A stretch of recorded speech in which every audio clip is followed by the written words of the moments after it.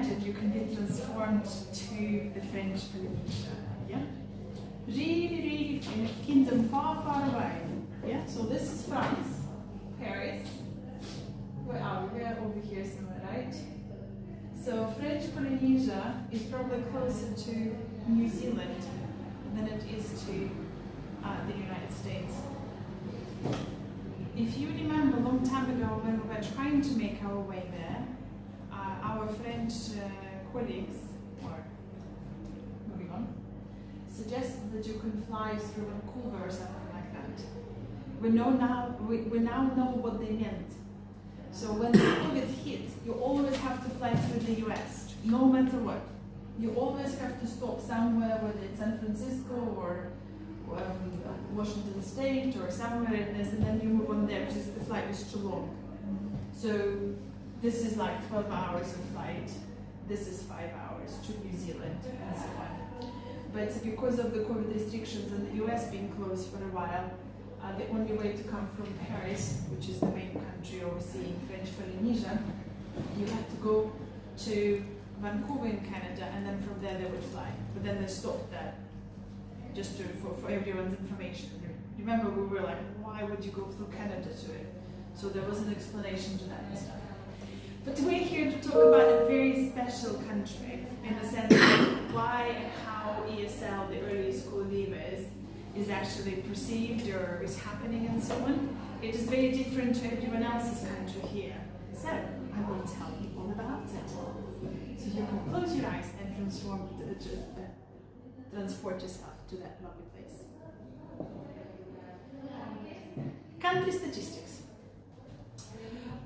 As you might expect, most of the people living there are natives, so the Polynesians.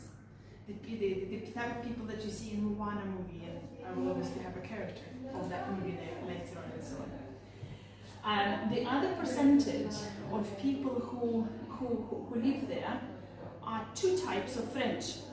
One of them are local French, and one of them are metropolitan French, meaning that flying from mainland France.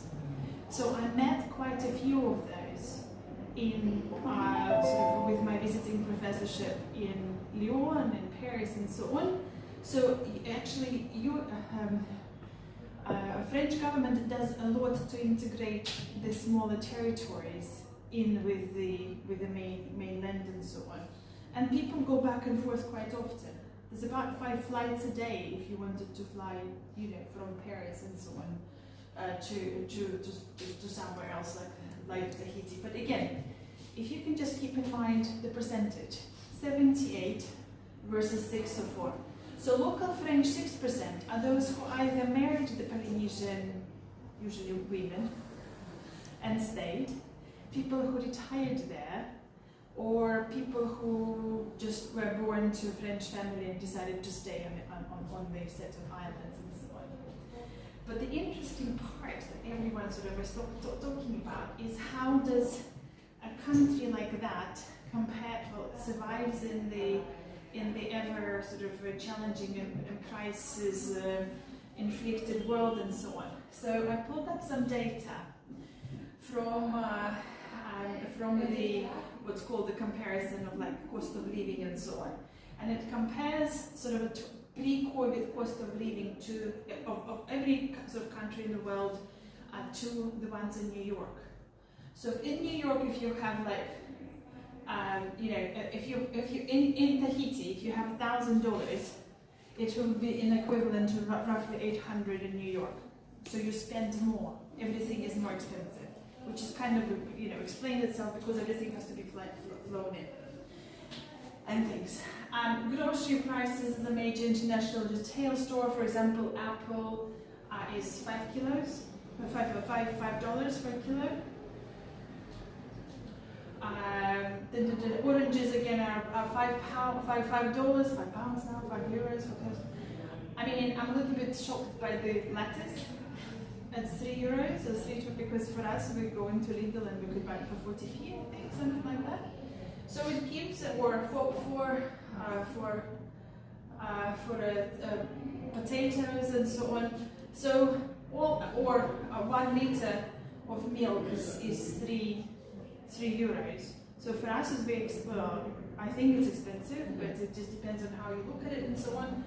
Water is not so expensive, but just to give you an idea of what the prices are like, because then you compare the cost of living against the salaries and the expectations of different people. So 78% Polynesians, 6 to 4% of the locals and so on. And if you just bear with me one more time on the cost of living, because it's usually better when it's in a graph and things like that, right? So here's if you have, I don't know, $100 in New York, which we would perceive as expensive anyways, right? It's not the cheapest place, it's not Texas, for example. So alcohol is cheaper in Tahiti, clothing is probably a bit more expensive, communication is more expensive, so the mobile phones and whatnot. Education, as you see, is less. This is kind of what we're focusing on at the moment. Other sort of groceries and so on, expensive. Healthcare is cheaper because they're French. So the social system is still there, and you know, a lot of support and so on. So just just to give you an idea, what really stands out is the transport costs. It's not a test. I'm not going to ask you why, because all the energy has to be sort of flown in essentially. There's no natural resources and stuff, so it's extremely expensive. So we will leave the transport, cost of alcohol and so on aside, and we will look at education. And again, the sort of the information that we pulled out from different sources and so on says that actually, if we look at the price, so it's for people who come not necessarily from France but from expats. That's the estimate. So primary school is about 11,000, so it's about what, 1,000 a month, and for high school it's a little bit more than 1,000 a month, or a little less, and so on. So for us, that's what we pay anyways in the UK. You know, people send a little child to crash and so on. But overall, for the locals, the cost for items as crash and preschool fees and so on, high school fees and tertiary study fees are normally considered low. So what they say is that it's quite common for the family to look after the small children, for you know, kind of like the not too dissimilar to Greece or Turkey, where grandmas are looking after the whatever, or aunties and so on, but they tend to pay them for it. It's a customary thing, so you pay a little bit, not a whole lot, but we will move on from there. So, and this seems to be quite pleasant. Yeah. Primary education, and we'll talk about primary education. So France pumps a lot of money into the educational system in the French Polynesia. This is a local sort of pre-primary, I guess, the crash schools and so on. Systems is very similar to that of France. Not only because of the medium of instruction, it's all in French.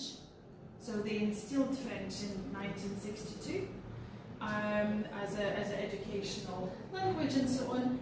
And it is compulsory to the age of 16. Why not? It's free.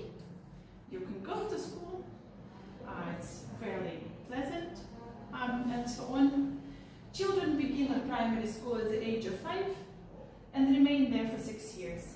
So everyone is taken care of, they are looked after, lovely nurses and so on, yeah. What could go wrong? Families are huge importance in French Polynesia.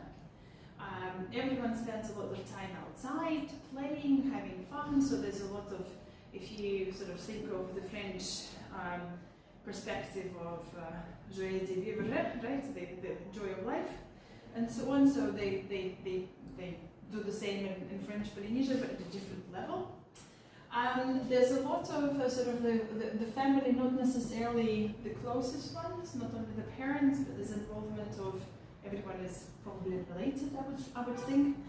So this is a picture of them singing sort of native Polynesian songs and learning how to sort of, again, sort of Moana moment where they're all sort of singing little songs and so on. But so far, quite a lovely sort of outlook on how it's happening, you know, primary education and so on, involvement of supportive teachers, of supportive families and so on, yeah, beautiful life.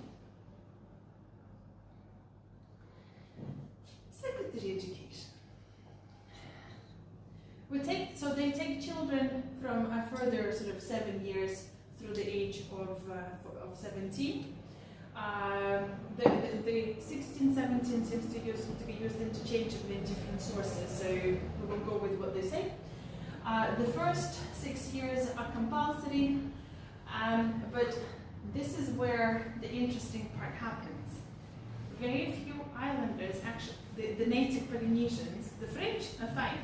The native Polynesians don't make it through high school. The public schools are fully financed. There are private schools, but they are not prohibitive, as we have seen before, sort of about 900 or something euros and so on. Private schools have also donations from churches, and then final examinations when they sit, they can go anywhere they want. There's University of French Polynesia, which is connected to University of Hawaii, which is a good, by American standard, is a good school. You can go and interchange your credits and so on, but we'll talk about the universities a little bit later. Again, the government is paying a lot for the infrastructure to support teenagers. So if I can click on this, you could see teenagers sort of skating around, but I lost my video capability once I switched to a smaller file size and so on. So again, why that is the case? Why, you know, if everything is fully financed, why they don't stay in the school? I thought I would have to touch upon this module that we are talking about, extracurricular activities. The not only extracurricular activities, but the summer holidays are also very generous. So they are very much the same as the French. So they go back on the last week of August and leave at the start of July. So there's plenty of time to enjoy life and to do things such as Moana dancing again. So, I think this is some sort of a pageant, a beauty pageant and stuff. Again, sort of football is important. You know, there's a lot of social activities going on the island that is barely sort of, the whole country is only 180 to 200,000 people, so population-wise. So what is, you know, why with all this idyllic sort of surroundings and so much attention and support being, you know, in this happy country and so on, why sort of something that is going wrong? So allegedly there is a rate of 98%. Most people speak Polynesian or Tahitian language, or whatever the native language it was. But French was only introduced about 60 years ago. So could you imagine the previous generation only spoke Tahitian, and then the French was introduced as a medium for studying. So that answers your question of why not everyone sort of has the support from the family and so on. It has taken a while for the schools to become more tolerant to the Tahitian language, so they actually now integrate the lessons into it, but it has taken too long over time. I'm not sure if you sort of can relate to history, but Paul Gauguin at some point went to the French Polynesia, and was sort of half of his paintings are about the devastating impact of this Western civilizations on the native Polynesians and so on. But, so what happens? So the main city, as it always sort of quite often happens, is kind of where all the services are. There's not much industry, there's nothing to produce and so on in the country. But smaller islands, the dropout rate of the schools is extremely, extremely high. So they can only, sometimes they see only 20% finish the school. Finish in elementary school? No, to get through the age of 16 when it's compulsory. So it's 80% dropout rate. So England compares okay to that part. What happens to the dropouts? What happens to the children who go into an economy that has no industry, there's no natural resources, there's no any communication, there's no transport as such, it's very limited to where to go. So usually what happens is the easiest way, I'm going to drop out of school, I'm going to get a job in a supermarket. So that's our Carrefour, and so on. But the lady that I spoke to, that I mentioned to you the other day, the management consultant, so she actually, she went to that route of going to work for Carrefour as a checkout person, but she said what was difficult, or what is difficult, and it prevents a lot of children to enter that profession, is that the IT skills.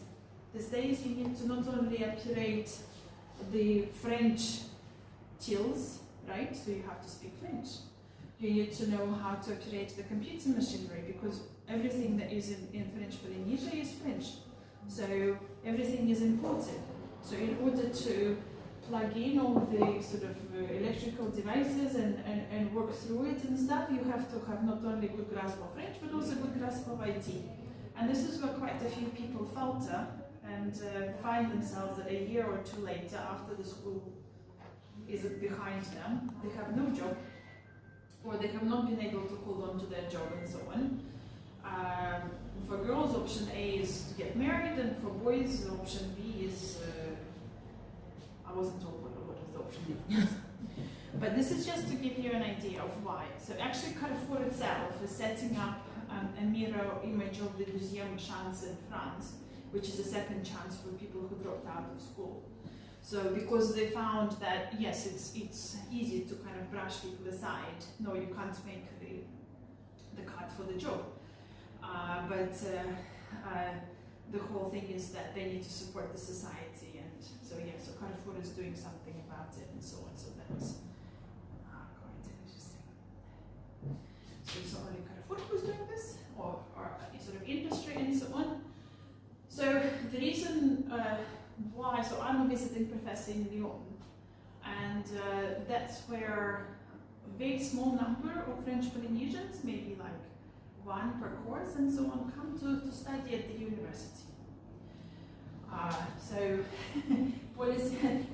would you swap this, yeah, for cold France, where you're speaking a funny language, no one understands your French, you have to write essays and so on, you know, it's a different level of demand on the children, and they are displaced from their families, so they leave everyone behind and fly really, really far away.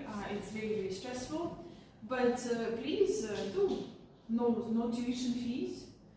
They pay, so the girl that I've spoken to, and I'm going to go and see them in December and January again, so she's studying aeronautics. So obviously in Tahiti there's nowhere to study aeronautics, so she had to fly to Lyon. So she has half price travel 4 times a year, so on every holiday she goes home. Her home or her flat is not like a dormitory like what we're used to. Her flat is half price, so she only pays about 400 euros a month for student accommodation, which is quite good because it's an expensive city. And so on, and and her fees are paid, and at some point she will go back and be an aeronautics engineer in Tahiti. So what happens, so travel accommodation is bursary, but what French say, and particularly remember the 6 or 4% of different French, so people who come retire or immigrate there, they say that it is stressful for the locals to be displaced from this to this. So what happens is the professionals are sourced from mainland France. So when I talked to the management consultant from Carrefour, so she said that so if you're a lawyer, if you are an IT owner or something like that, so you would be French. So native Polynesians don't make the high grade or directories of pet food, for example. Yeah, so they're all sourced, they're all imported from mainland lands and so on. You would understand that because this is the performance rating as a university professor. This is performance rating of the University of French Polynesia, which is in Papiti. Glorious performance for anyone who could read the numbers behind me. Average grade of a bachelor of an undergraduate is a D. And for bachelors, only 27% graduate. So it's not too far off from the high school, if you think about it. So 70 plus drop out. For universities in the UK, they would have gone bust because the only time that you make money from anyone going to university is year 2 and year 3. Before that, you don't. And then, you know, for the master graduation, they, for the master's degrees, they kind of get themselves together a little bit, and it becomes the opposite. So they actually try to graduate and stuff. But again, with glorious grade of C, solid C. So of course, they have to rely on the French and so on to supply professional services. I ask you the question, why would you want to leave a beautiful country to do anything else? And this was supposed to be an animation, so do forgive me and stuff. So you were supposed to look at this picture, not seeing this, and I should have asked you the question, what were they doing? And the answer is not digging a grave, right? So just not to give you any kind of morbid ideas and so on. So it's a typical, apparently, it's a typical kind of Polynesian or Tahitian or just overall sort of Pacific sort of thing of, it's a Sunday roast dinner, yeah? So it's made, I'm not sure how long they have to cook it, but basically there's a hole dug out in the ground, filled with lava stones. Again, moana, that's all I could think of. And so on. They load food into it, cover it with something, whatever that is, and resend. And it stays there.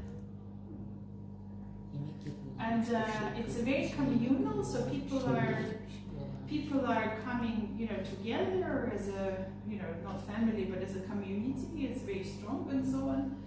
And then they take the food out and everyone eats it. Not good for COVID, right? When you have to be so close to other people. So the way that French described it, they said "elle est heureuse." They are very happy.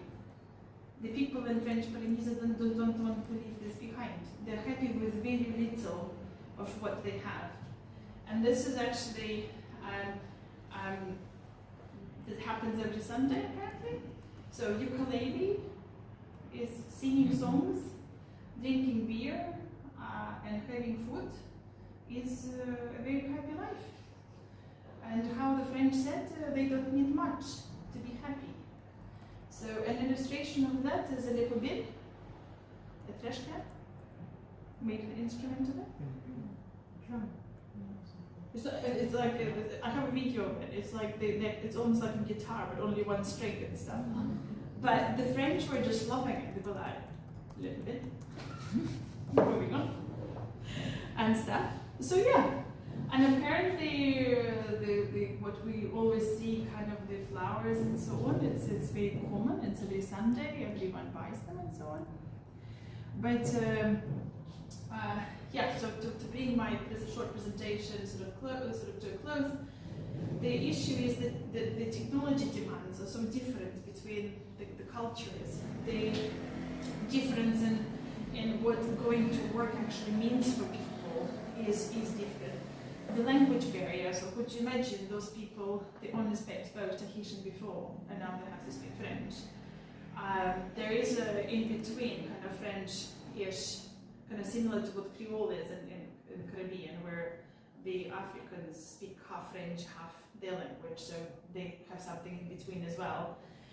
But yeah, I mean, if but the whole thing is that the families of these people don't seem to push their children at kind of the teenagers age. So that's what the girl was saying us from the aeronautics. And the boys don't want to go to school. They just go. Well, my father didn't go to school. My grandmother didn't go to school, and they're here. They're all happy. Yeah. So why not 80% dropout rate?